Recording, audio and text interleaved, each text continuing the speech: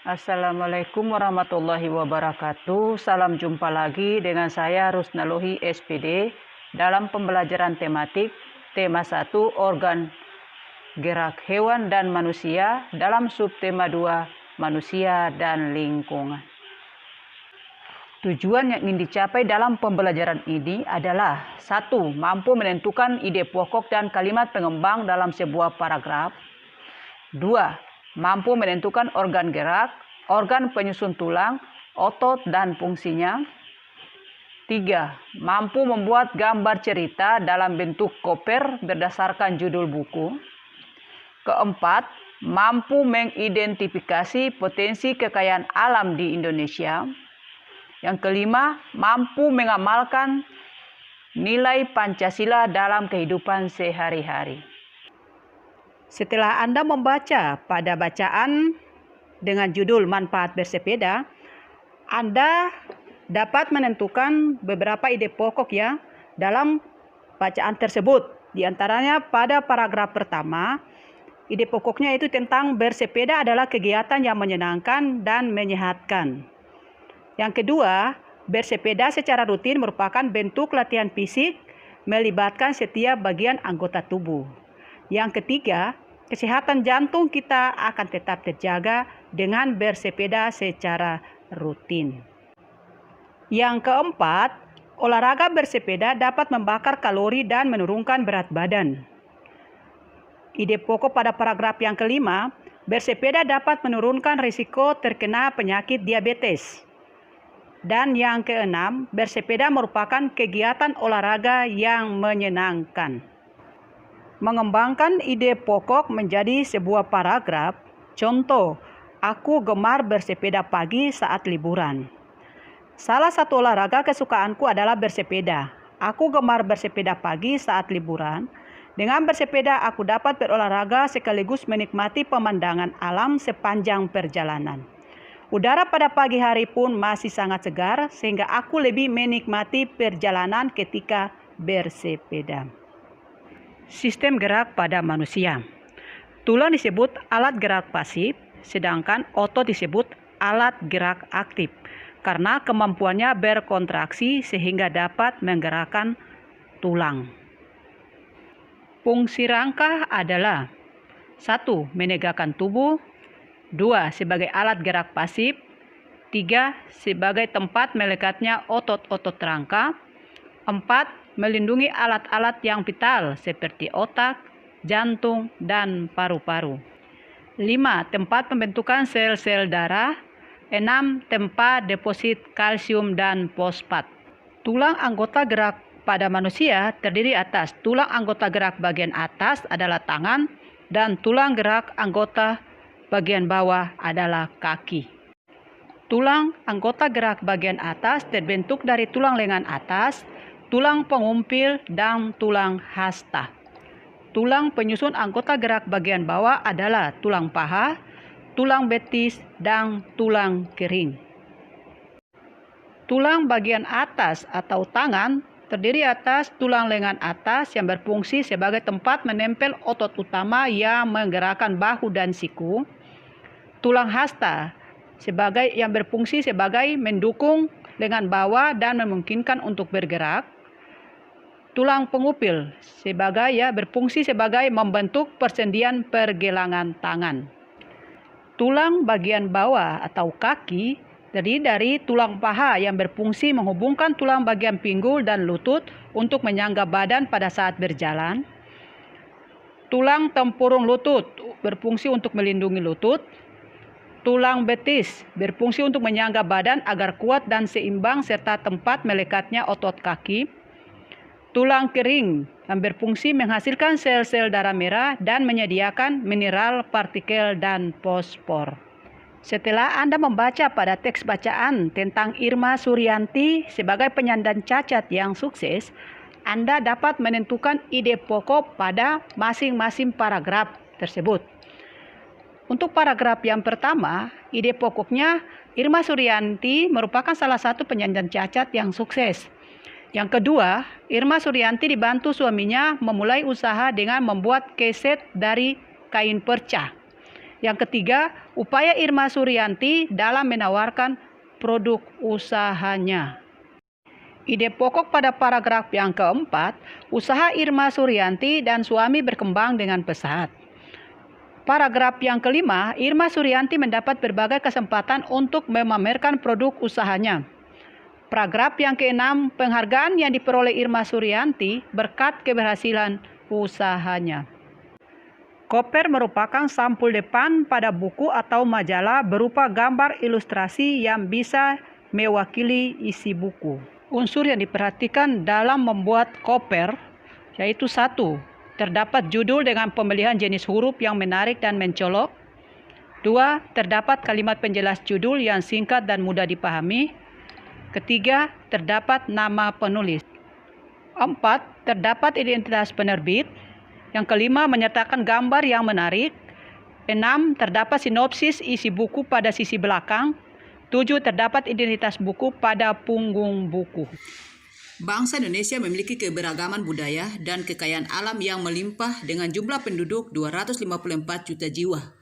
Penduduk tersebut tersebar hampir di 17.504 pulau di Indonesia. Pulau Jawa termasuk pulau yang sangat padat penduduknya, karena Pulau Jawa menjadi pusat perindustrian dan lapangan kerja di Indonesia. Untuk mengatasi kepadatan penduduk terhadap pengolahan lingkungan alam, maka pemerintah menggalakkan program transmigrasi dan keluarga berencana. Transmigrasi adalah perpindahan penduduk dari daerah yang padat penduduknya ke daerah yang jarang penduduknya.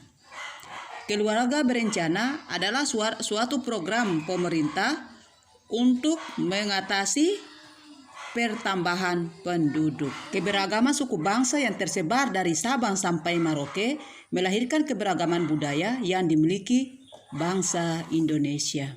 Keberagaman budaya Indonesia antara lain agama, pakaian adat, alat musik tradisional, tarian adat, makanan adat, rumah adat. Setelah Anda membaca teks bacaan dengan judul Kerukunan Umat Beragama di Indonesia, makanya Anda dapat menentukan ide pokok pada masing-masing paragraf.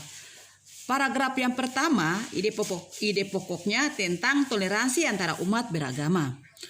Untuk paragraf yang kedua, ide pokoknya itu menjaga kerukunan umat beragama yang merupakan kewajiban kita bersama. Yang ketiga, pemerintah mencanangkan program Tri Kerukunan Umat Beragama. 4. Tri Kerukunan Umat Beragama antar umat dalam satu agama. 5. Tri Kerukunan Umat Beragama antar umat beragama. 6. Tri Kerukunan Umat Beragama antar umat beragama dengan pemerintah. Faktor-faktor yang membuat kita bangga sebagai warga negara Indonesia adalah 1. Adanya nilai-nilai luhur yang hidup di tengah-tengah masyarakat dari zaman dahulu. 2. Wilayah Indonesia yang luas dan berupa kepulauan. Yang ketiga, secara geografis wilayah Indonesia terletak pada posisi strategis yang menguntungkan. 4. Indonesia memiliki jumlah penduduk yang besar. 5. Adanya keberagaman suku, agama, ras, dan golongan. 6. Adanya keberagaman budaya, sosial, dan ekonomi. Dan merupakan semboyan bangsa Indonesia Bhinneka Tunggal Ika. Contoh perilaku tidak mencerminkan nilai-nilai Pancasila di lingkungan, sekolah, rumah, dan masyarakat. Di sekolah yaitu tidak mematuhi tata tertib sekolah, tidak mengikuti upacara bendera, bertengkar dengan teman. Di lingkungan rumah yaitu tidak mematuhi perintah orang tua, memaksa kehendak kepada anggota keluarga, berbohong saat berbuat kesalahan. Di lingkungan masyarakat, yaitu membeda-bedakan tetangga yang kaya dan yang miskin, mengganggu tetangga yang sedang melaksanakan ibadah, berperilaku yang meresahkan masyarakat, misalnya mencuri, minum minuman keras, dan berjudi. Contoh sikap cinta tanah air dan bangsa Indonesia adalah 1. Rajin belajar. 2. Rajin beribadah sesuai agama yang dianut. 3. Tidak membeda-bedakan teman. 4. Patuh pada aturan di rumah dan di sekolah. 5. Mengutamakan musyawarah untuk kepentingan bersama. Lingkungan adalah segala sesuatu yang ada di sekitar kita. Lingkungan dapat dibedakan menjadi dua, yaitu lingkungan alam dan lingkungan buatan. Kenampakan alam Indonesia merupakan ciri khas di mata dunia, yaitu laut, pantai, dataran rendah, lembah subur, padang rumput, sungai, danau, bukit, dan pegunungan. Contoh bentang alam secara umum di Kalimantan. Kalimantan adalah pulau terbesar ketiga di dunia. Kalimantan terletak di garis khatulistiwa yang memiliki iklim tropis dengan suhu yang relatif konstan sepanjang tahun, yaitu antara 25 derajat Celcius sampai 35 derajat Celcius di dataran rendah. Contoh bentang alam secara umum Pulau Jawa. Jawa adalah sebagian besar pulau yang terbentuk dari aktivitas vulkanik. Vulkanik adalah suatu peristiwa yang berhubungan dengan magma yang keluar mencapai suatu permukaan bumi yang melalui retakan dalam kerak bumi. Magma merupakan batu-batuan cair yang berada di bawah permukaan bumi yang keluar melalui letusan gunung berapi yang mengakibatkan lahan persawahan padi di Jawa adalah merupakan salah satu lahan yang tersubur di dunia. Contoh bentang alam secara umum Pulau Papua. Papua merupakan wilayah bagian timur Indonesia dan terdiri atas lembah-lembah yang curam dan pegunungan tinggi. Pegunungan tertinggi di Indonesia terdapat di Papua, yaitu Puncak Jayawijaya, yang sebagian puncaknya ditutupi salju. Bentang alam Indonesia berpengaruh iklim dan cuaca di Indonesia. Iklim adalah keadaan rata-rata cuaca pada suatu wilayah. Cuaca adalah keadaan suhu udara, tekanan udara, curah hujan, angin, dan sinar matahari pada waktu pendek. Letak astronomis Indonesia berada di wilayah tropis. Ciri iklim tropis adalah lamanya siang dan malam. Iklim musim di Indonesia dipengaruhi oleh angin musim yang menerobos setiap periode waktu tertentu, yaitu perubahan setiap 6 bulan sekali. Iklim laut Indonesia sangat dipengaruhi oleh laut yang mengakibatkan tinggi penguapan dan memiliki curah hujan yang tinggi. Iklim panas terjadi karena Indonesia berada di daerah tropis. Suhu tinggi mengakibatkan penguapan yang tinggi dan berpotensi untuk terjadinya hujan. Ada 2 musim di Indonesia, yaitu musim hujan dan musim panas atau kemarau. Musim hujan terjadi di bulan Oktober sampai bulan Maret, sedangkan musim kemarau terjadi di bulan April sampai bulan September. Setelah Anda membaca sebuah teks bacaan dengan judul Keberagaman Flora dan Fauna di Indonesia, Anda dapat menentukan ide pokok pada masing-masing paragraf. Untuk paragraf yang pertama, ide pokoknya yaitu tentang keanekaragaman flora dan fauna di Indonesia. Untuk paragraf kedua, iklim mempengaruhi persebaran flora dan fauna di Indonesia. Untuk paragraf yang ketiga, faktor biotik yaitu tanah dan air juga mempengaruhi keragaman flora dan fauna di Indonesia. Ide pokok yang keempat, faktor abiotik yaitu manusia, hewan, dan tumbuhan juga mempengaruhi keberagaman flora dan fauna di Indonesia. Coraknya, fauna Indonesia dikelompokkan menjadi 3, yaitu fauna bagian barat, fauna bagian tengah, dan fauna bagian timur. Fauna Indonesia bagian barat, wilayah Jawa, Sumatera, Bali, dan Kalimantan adalah mamalia yang berukuran besar, contohnya gajah, badak, bercula 1, banten, macan, tapir, kerbau, rusa, orang utan, monyet, babi, hutan, dan bekantan. Kalau reptil, contohnya ular, kadal, toke, buaya, biawak, bunglon, kura-kura, dan terenggiling. Kalau burung, contohnya burung hantu, elang, merak, gagak, jalak, kutilan, dan unggas. Ikan tawar, contohnya ikan pesut. Fauna Indonesia bagian tengah, wilayah Sulawesi, Timor, Maluku, dan Nusa Tenggara, serta sejumlah pulau-pulau kecil di sekitarnya. Contohnya, mamalia. Contohnya babi, rusa, anoa, kuda, monyet, sabah, babi beruang, ikan duyung, kuskus, monyet hitam, tarsius, sapi, dan banteng. Reptil, contohnya biawak, komodo, buaya, dan ular. Burung, contohnya maleo, mandar, raja, udang, burung, dewata, rangkong, kakatua, dan nuri. Fauna Indonesia bagian timur, wilayah Halmahera, Papua, dan Kepulauan Aru. Contohnya mamalia. Contohnya beruang, kanguru, walabi, landak, irian, kuskus, kanguru, pohon, pemanjat, berkatung, dan kelelawar. Reptil contohnya ular, kadal, buaya, dan biawak. Burung, cendrawasih, kasuari, nuri, raja udang, dan namundur. Pemerintah telah berupaya untuk menjaga kelestarian flora dan fauna di Indonesia dengan membuka kawasan cagar alam dan marga satwa. 1. Cagar alam adalah kawasan yang ditetapkan sebagai tempat untuk melindungi tumbuhan dan lingkungannya agar dapat tumbuh secara alami. Suaka marga satwa adalah kawasan yang ditetapkan sebagai tempat untuk melindungi dan melestarikan berbagai jenis hewan agar terhindar dari kepunahan. Contoh tempat persebaran taman nasional dan kawasan suaka marga satwa di beberapa daerah berikut ini.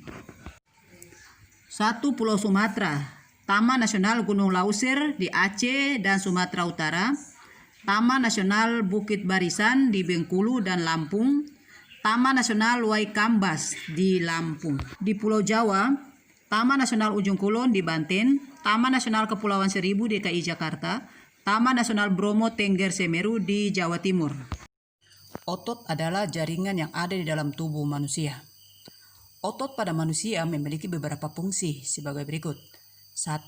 Menjalankan dan melaksanakan kerja, contohnya berjalan, mengangkat, dan memegang. 2. Menggerakkan jantung. 3. Mengalirkan darah yang terdiri atas zat-zat yaitu nutrisi dan oksigen. Menurut jenis, ada 3 macam otot, yaitu otot polos, otot lurik, dan otot jantung. 1. Otot polos. Ciri-ciri otot polos adalah sebagai berikut. Bentuk gelondong, kedua ujungnya meruncing dan di bagian tengahnya menggelembung. Mempunyai 1 inti sel, tidak memiliki garis-garis melintang atau polos, bekerja di luar kesadaran, artinya tidak di bawah perintah otak. Terletak pada otot usus, otot saluran peredaran darah, dan otot saluran kemih. Otot lurik. Ciri-ciri otot lurik adalah berbentuk silindris, memanjang, tampak adanya garis-garis melintang yang tersusun seperti daerah gelap dan terang berselang-seling atau lurik, mempunyai banyak inti sel, bekerja di bawah kesadaran, artinya menurut perintah otak, terdapat pada otot paha, otot betis, otot dada, dan otot lengan. Otot jantung.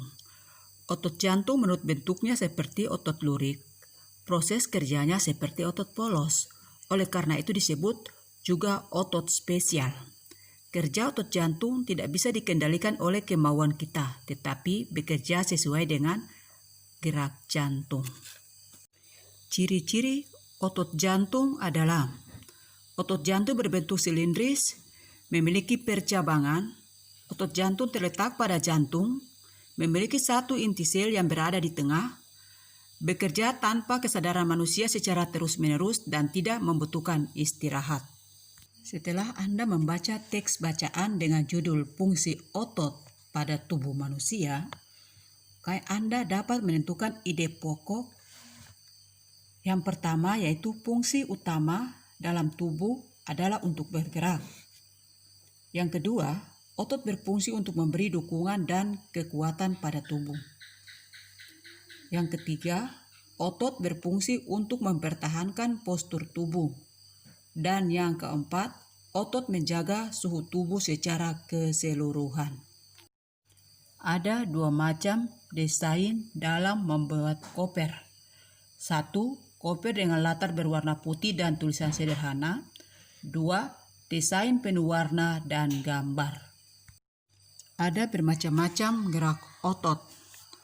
1. Gerak meluruskan, contohnya meluruskan lutut, siku, dan ruas jari. 2. Gerak menekan ke bawah atau menurunkan. 3. Gerak memutar lengan sehingga telapak menelungkup. 4. Gerak menjauhkan, contohnya gerak tungkai menjauhkan dari sumbu tubuh. 5. Gerak yang memutar lengan sehingga tangan menengadah. 6. Gerak yang mendekatkan sumbu tubuh, contohnya gerak yang mendekatkan tungkai dengan sumbu tubuh. 7. Gerak yang membengkokkan, contohnya membengkokkan siku, ruas jari, dan lutut. Contoh cedera otot antara lain: 1. Saraf terjepit. 2. Otot tertarik atau kram. Ada beberapa cara untuk menjaga dan merawat otot pada manusia, yaitu 1. Menghindari gerakan yang membebani kerja otot secara berlebihan. 2. Melakukan peregangan. 3. Melakukan latihan rutin. 4. Memenuhi kebutuhan cairan tubuh. 5. Mengkonsumsi makanan yang bergizi dan bermanfaat bagi otot. 6. Meringankan nyeri otot. Setelah Anda membaca teks bacaan dengan judul Menjaga Kesehatan Otot yang patut dicoba, Anda dapat menentukan ide pokok. Ide pokok pada paragraf pertama yaitu manusia menggunakan otot dalam aktivitas sehari-hari.